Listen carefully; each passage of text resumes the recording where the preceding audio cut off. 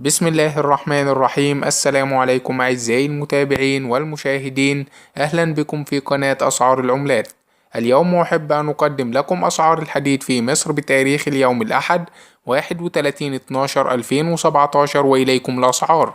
حديد عز 12100، حديد الدخيلة 12100، حديد المصريين 11900، حديد بشاي 12070، حديد العتال 12000، حديد عطية 12000، حديد المراكبي 11900، حديد الكومي 11800، حديد العشري 11800، حديد الجرحي 10150، حديد أركو 9750، حديد الجيوشي 11800، حديد مصر ستيل 11800.